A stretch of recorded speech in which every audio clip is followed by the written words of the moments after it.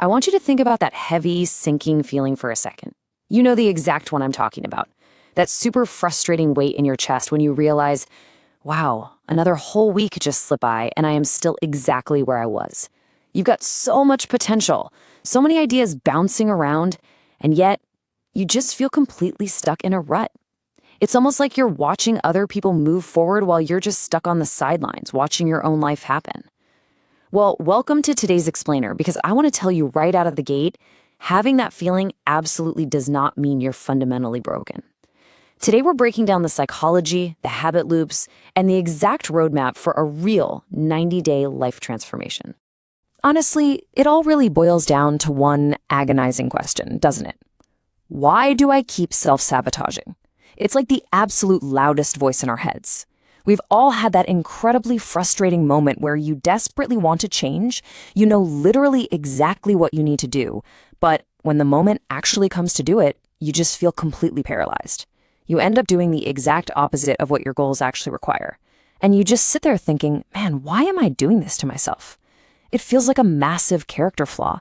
It feels like you just aren't strong enough. But look, here's the thing. We are all fighting the exact same invisible battles here. Think about these symptoms of being stuck on the screen. Chronic overthinking, where your mind is just spinning at 1,000,000 miles an hour, but your body stays completely still. Phone addiction and endless doom scrolling, just trying to numb that background anxiety. Endless procrastination, or that totally paralyzing fear of failure that just breeds inconsistency. Actually, studies show nearly half of our daily actions are done completely on autopilot. So experiencing these things, it doesn't mean you're lazy, and it definitely doesn't mean you lack ambition. These are simply the symptoms of a brain that is caught in a very specific biological trap. And that leads us right to the absolute classic lie we all tell ourselves, I'll just start tomorrow. Right? Tomorrow is this magical, mythical land where we wake up with infinite motivation, zero anxiety, and just this sudden, overwhelming love for doing difficult tasks. But spoiler alert, tomorrow never comes. Because when tomorrow actually becomes today, well, you still feel exactly the same. So the absolutely crucial takeaway here is this. Relying on willpower alone to force yourself into doing things, it's a completely losing game. Willpower is just a battery, and yours is constantly draining. To actually break this cycle, we literally have to stop relying on motivation and start looking at what is actually driving your behavior right beneath the surface. So let's get into section 1, the hidden culprits. It's not laziness, it's biology. For so long, we've been sold this idea that success is just about grinding harder, that if you fail, you simply didn't want it badly enough. But honestly, that is fundamentally untrue. The totally counterintuitive truth about human behavior is that your own brain is actively working against your long-term goals just to keep you safe and comfortable right now. It's not a moral failure. It is pure hardwired biology. There's literally a tug of war happening inside your mind every single day. On one side, you've got instant gratification. This is your phone. This is junk food. This is binge watching your favorite show. These things provide effortless, massive spikes of dopamine, which is the brain's reward chemical. Your brain absolutely loves this stuff because it requires zero energy. But on the other side, you've got delayed gratification. Things like working out, studying, building a business. These require immense, heavy effort up front for a really slow-building, distant reward. Evolutionarily speaking, our brains are literally hardwired to choose the instant, cheap reward because it guarantees immediate comfort. You aren't just fighting laziness, you are fighting millions of years of evolutionary programming. And on top of that massive biological bias toward easy dopamine, we have this very real phenomenon called decision fatigue. Basically, this is the depletion of your mental energy and willpower caused by making way too many choices throughout the day. Every tiny little choice, from what to wear, to what to eat, to figuring out how to reply to that one annoying email, it all drains your cognitive battery. This is exactly why at 8 p.m., after a long, stressful day of making choices, your brain is just totally fried. It literally can no longer fight the urge for instant gratification. That's exactly why you find yourself staring blankly into the open fridge for the 5th time, reaching for the leftover pizza instead of taking the time to make a salad. You inevitably default to your worst, most self-sabotaging habits. Not because you're weak, but because your decision-making engine is running completely on empty. Which brings us to Section 2, rewiring your brain, deconstructing the habit loop. Okay, so if biology and decision fatigue are the real problems here, then fighting our natural urges head-on is honestly a terrible strategy. We are never, ever going to win a sheer wrestling match with our own brains. Instead, we have to get smart about this. We have to use psychological insights to systematically rewire the actual machinery inside our heads. Every single behavior you do follows this exact three-part cycle called the habit loop. First, there's the cue. This is your trigger. Maybe it's feeling a spike of stress or literally just seeing your phone screen light up. Second comes the routine. This is the automatic behavior. You pick up the phone and instantly open up social media. And third is the reward, that quick, soothing hit of dopamine that temporarily numbs the stress. Over time, your brain links that specific cue to that specific reward so strongly that the routine just happens completely on autopilot. Before you know it, you find yourself scrolling without even consciously remembering unlocking your phone. But here is the incredibly comforting truth of the matter: neural adaptation. This is the biological process where your brain physically changes and forms stronger pathways based on repeated behaviors over time.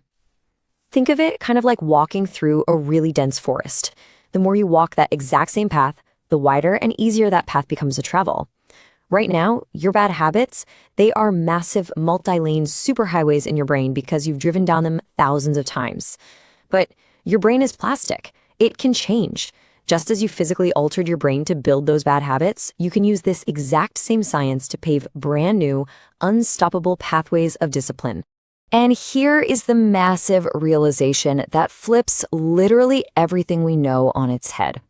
You don't break a bad habit, you replace it. Trying to just stop doing something creates this huge vacuum in your life. And trust me, your brain absolutely hates vacuums. If you try to just sit there on the couch and suppress the urge to scroll, the tension is just going to build and build until you eventually snap. Instead, you have to identify your cue, and when that specific cue hits, you insert a completely new routine that provides a similar psychological reward. We're hacking the system here, we aren't fighting it. So, let's put this into practice in Section 3, the 90-day strategy, your roadmap to actual discipline. All right, we understand the problem, we know exactly how the brain works, so now it is time for the practical solution. We are framing this over a 90-day period. Because real, literal biological rewiring, it does not happen overnight. It sure doesn't happen in a weekend burst of motivation either. This is a deliberate, scientifically backed process of fundamentally reshaping your identity. So what does this neural rewiring actually look like in practice? Well, from day 1 to day 90. But look, absolutely everything hinges on mastering day 1 environment design. First step, you have got to remove the visual triggers for your bad habits. If your phone is sitting right there on your desk, your brain is constantly burning precious energy just trying to resist it. Put it in a totally different room. Second, add high friction to the behaviors you want to stop. Delete the apps, actually unplug the TV from the wall, make it genuinely annoying and difficult to do the wrong thing. And third, make your new positive habits completely effortless.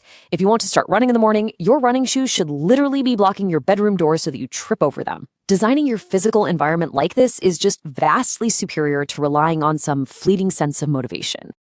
Now, I really need you to hear this next part. The absolute most crucial point of all of this is captured right here in this single number: 1. This is the ultimate golden rule of transformation. Most people fail completely because they try to change their diet, their sleep schedule, their workouts, their finances, all on the exact same Monday. I mean, no wonder they fail, right? That leads to massive cognitive overload and just immediate burnout. You absolutely must focus on changing just one core identity-based habit at a single time. Master the one. Let it become automatic. Let it actually change how you view yourself. Then, and literally only then, do you add the next one to the pile. Which leads us to Section 4, your transformation journey, stepping into your potential.